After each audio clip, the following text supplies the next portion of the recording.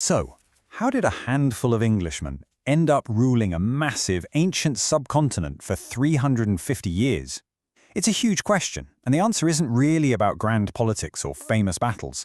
No, this story is about the men themselves. We're talking about the traders, the adventurers, the administrators, the people on the ground who actually shaped an empire. It's a really fascinating, super complex, and, a deeply human story. Okay, so to really get where this whole story starts, you've got to picture what those first Englishmen saw. They didn't arrive in some kind of backwater, no way. They walked into the magnificent Mughal court. I mean, just look at this description. We're talking jewels, gold-laden elephants, incredible rituals. This place wasn't waiting to be conquered. It was a powerful, dazzling civilization that just completely blew their minds.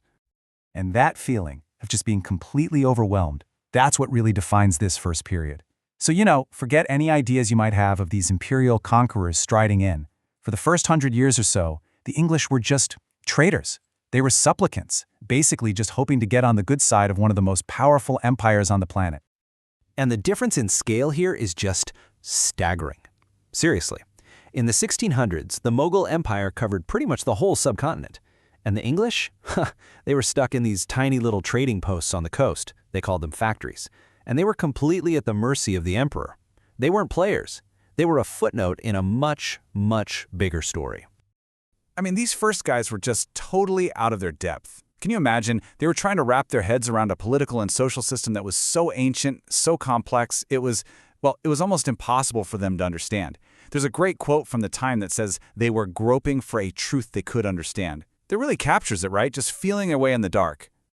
But then, everything changed, and it changed fast. In a surprisingly short amount of time, the East India Company went from begging for permission to trade to, taking control. And here's the crazy part. This wasn't some grand plan cooked up in London. It was a chaotic, messy, and super fast transformation, all driven by a few really formidable guys who were actually there, on the ground. Just think about that shift for a second. The company's official mission? It was all business, purely commercial. But the Mughal Empire started to weaken, and that created this huge power vacuum. And who stepped into it? Ambitious company men, right there, driven by the circumstances they were in. It's like they became rulers almost by accident. And if you want a perfect example of this new kind of guy, look no further than Robert Clive. This was not a diplomat. He was a brilliant and, ruthless opportunist. They called them nabobs, these company guys who used all the chaos to make a massive personal fortune, and in doing so ended up carving out an empire for Britain. He was absolutely the right man for a moment of pure crisis and conquest. But right after Clive, you get a totally different character, Warren Hastings. See, where Clive was all about conquest, Hastings was an administrator. He was a much more complex, much subtler guy. And unlike a lot of his peers, he actually tried to understand India and its people. He treated them with a kind of courtesy that, apparently, made him memorable to Indians long after he left.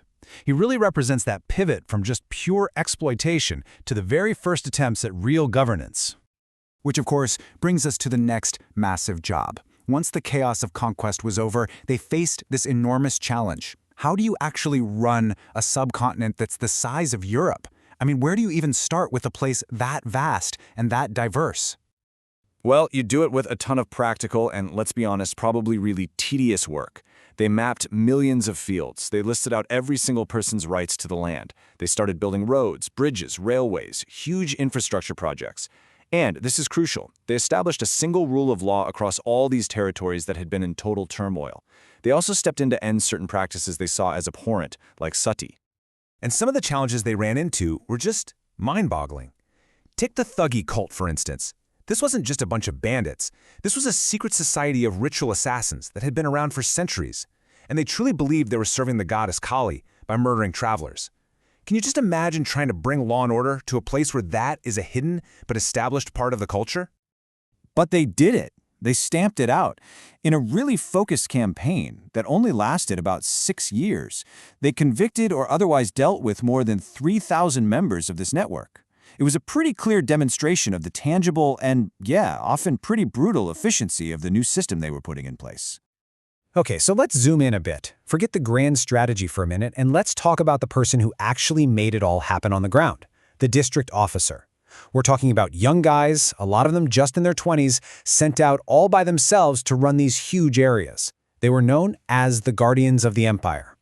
And man, their lives were just full of contradictions. It was this strange mix of hardship and luxury. They'd be living in a pretty basic, remote bungalow with a thatched roof, but they'd have dozens of servants. They had the power of a king, but at the same time, they were constantly dealing with the threat of disease, insane heat, and just the general toughness of the environment. But more than anything, it was just so lonely.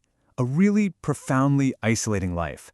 They were completely cut off from their own culture, from their families back home, but they were never really a part of the Indian world they were ruling over either. And that loneliness, that really shaped the character of British rule in some fundamental ways. So what you ended up with was a situation of almost absolute power.